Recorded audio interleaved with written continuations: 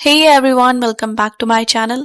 इस वीडियो में हम लाओ युंगशी के बारे में बात करने वाले हैं। अगर आप चाइनीज ड्रामा को फॉलो करते हैं, आपने लाओ युंगशी को काफी सारे ड्रामास में देखा होगा। एंड अगर आप चाइनीज हिस्टोरिकल ड्रामास देखते हो तो आपको पता होगा दो तरीके के ड्रामास होते हैं, wuxia and xianxia. Wuxia basically realistic martial artist वाला ड्रामा होता है एंड शेनशिया जिसमें फैंटेसी होती है, इमॉर्टैलिटी दिखाई जाती है। If you want to know more about them so मैं वुशिया और शेनशिया ड्रामास पर एक डिफरेंट वीडियो बनाऊंगी, बट आपको उसके लिए कमेंट्स करने पड़ेंगे। We are going to talk about Lao Yungshi. लाओ युंगशी ने दोनों तरीके के ड्रामास किए हैं एंड ये काफी ज्यादा पॉपुलर है, स्पेशली हिस्टोरिकल ड्रामास में। बट लाओ युंगशी को बहुत ज्यादा हेट मिलता है और ये हेट ना उनके पूरे करियर में देखा गया है, इनफैक्ट अभी तक। एंड बेसिकली आप इसको हेट भी नहीं कह सकते, उनको बुली किया जाता है, उनको ऑनलाइन बॉडी शेमिंग की जाती है क्योंकि वो बहुत ज्यादा पतले हैं। उनको हेट बेसिकली दो चीजों की वजह से मिलता है, एक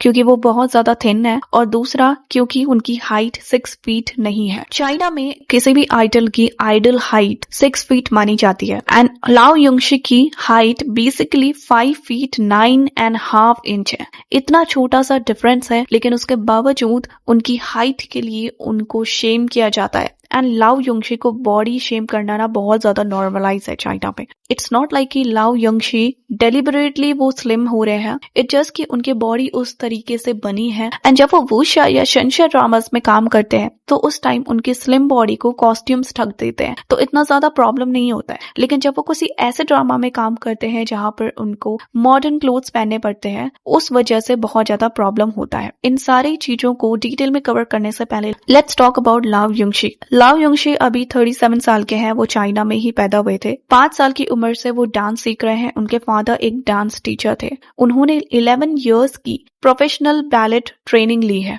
और इसी वजह से ना 2005 में दो बहुत बड़ी अकेडमी से ऑफर आया था। एक था बीजिंग डांस अकेडमी और एक था शंघाई डांस थिएटर। उन्होंने शंघाई डांस थिएटर को चूज किया और वहां पर उन्होंने एडमिशन भी ले लिया। इसी के 2 साल बाद उन्होंने नेशनल कॉलेज डांस कॉम्पिटिशन में पार्टिसिपेट किया और वहां पर इनको गोल्ड मेडल भी मिला। गोल्ड मेडल का रीजन लाओ युंगशी थे, क्योंकि लाओ युंगशी ने एक प्रॉम्प्ट चूज किया था रैंडमली, द बर्निंग फायर जिसे कहते हैं, और उसी प्रॉम्प्ट की वजह से उनको गोल्ड मेडल मिला था। इसके बाद इन्होंने डांस इंस्ट्रक्टर के तौर पे भी वर्क किया एंड फाइनली 2010 में इन्होंने डेब्यू किया एक 3 मेंबर बॉय ग्रुप में जिसका नाम था जे बॉय 3। 2 साल बाद ये बॉय ग्रुप डिसबैंड हो जाता है, सब अलग हो जाते हैं। लेकिन लाओ युंगशी के लिए ये बहुत फेवरेबल रहता है क्योंकि वो एक्टिंग डेब्यू कर लेते हैं और उनकी पहली एक्टिंग डेब्यू रोमांस फिल्म थी the spring of my life. 2015 में इनका बहुत फेमस ड्रामा आता है माई सनशाइन। यहाँ से चाइनीज ऑडियंस इनको जानना स्टार्ट करती है। इस ड्रामा में ये मेन लीड का यंगर वर्जन का रोल प्ले करते हैं। हिस्टोरिकल ड्रामास में लाओ युंगशी बहुत डायरेक्टर्स की पसंद रहे हैं, तो इनका पहला हिस्टोरिकल ड्रामा 2017 में आता है a life time of love. एक बहुत ही फेमस ड्रामा है एशेस ऑफ लव, जो मेरा पर्सनल फेवरेट भी है। इसमें ये रोन्यू का रोल प्ले करते हैं और ये ड्रामा टीवी रेटिंग्स में टॉप कर देता है। ऑनलाइन वेब में भी इसकी रेटिंग्स बहुत हाई चली जाती है। उस टाइम का बहुत ही फेमस ड्रामा था। इसके बाद ये बहुत सारे ड्रामास करते हैं, लेकिन 2022 में इनका एक बहुत ही फेमस ड्रामा आता है till the end of the moon. इसमें ये एक होस्टेज प्रिंस का रोल प्ले करते हैं।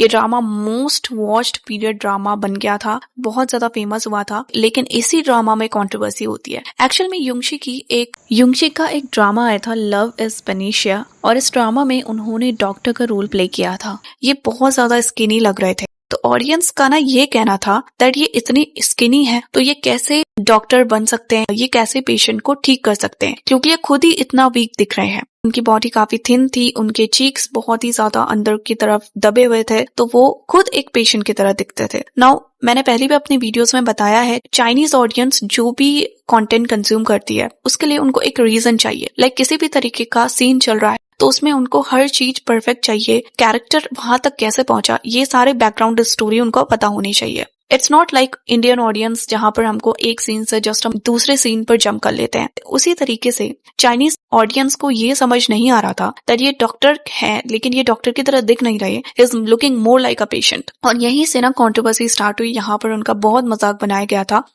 इसके बाद जब वो शेनशिया या वुशिया ड्रामास प्ले कर रहे थे, वहां पर कॉस्ट्यूम्स तो उनकी बॉडी को कवर कर दे रहा था, तो इस वजह से कंट्रोवर्सीज कम हो रही थी। बट जब वो till the end of the moon करते हैं 2022 में, उस उस समय ऑडियंस ये नोटिस कर दिया दैट लाओ युंगशी और ज्यादा पतले हो गए, उन्होंने और ज्यादा वेट लूज कर दिया, उनका फेस अब उतना भी प्लम्प नहीं लगता जितना पहले लगता था, माउथ और चीक बोन्स और ज्यादा शार्प हो गई, like you can see in the photos. तो यहाँ पर जो उनको हेट मिलता है वो बहुत हाई लेवल का होता है। लाओ युंगशी के फैन यहाँ पे उनको बहुत ज्यादा बैकअप करने की कोशिश करते हैं, वो ऑनलाइन सारे एविडेंस ढूंढने की कोशिश करते हैं, कौन कॉन्स्टेंटली लाओ युंगशी को हेट दे रहा है, उनके बारे में नेगेटिविटी फैला रहा है, ये सारी एविडेंस वो उनकी एजेंसी को लाके देते हैं।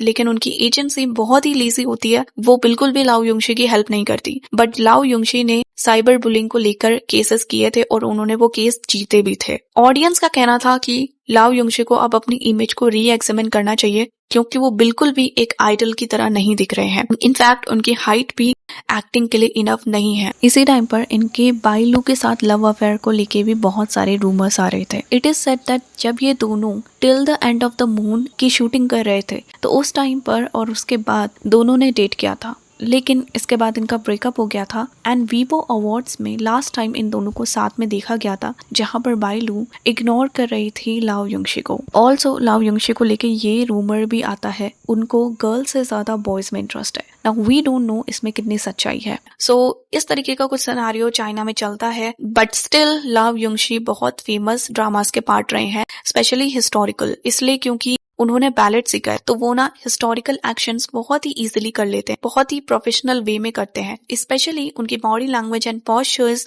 लोगों को बहुत ज्यादा पसंद आती है। अगर आप लाओ युंगशी की पहले की और अभी की पिक्स को कंपेयर करेंगे तो मेजर डिफरेंस दिखेंगे, क्योंकि पहले वो अभी से ज्यादा ठीक दिखते थे, अभी वो ज्यादा पतले दिखते हैं। अपनी हाइट को लंबा दिखाने के लिए वो हाई हील्स वाले शूज पहनते हैं और ये काफी बार कैमरा में कैप्चर भी हुआ है। तो ये काफी कंसर्निंग भी है, क्यों अचानक से वो इतना ज्यादा पतले हो गए हैं। ऑल्सो मेंटली एंड इमोशनली भी उनके लिए ये इजी नहीं रहा होगा, क्योंकि साइबर बुलिंग का केस उन्होंने बहुत लोगों के खिलाफ किया था। दैट मीन्स ये ऑनलाइन बुलिंग एक्चुअल में उनको इफेक्ट कर रही थी एंड लोग बहुत खराब चीजें उनके बारे में बोल रहे थे।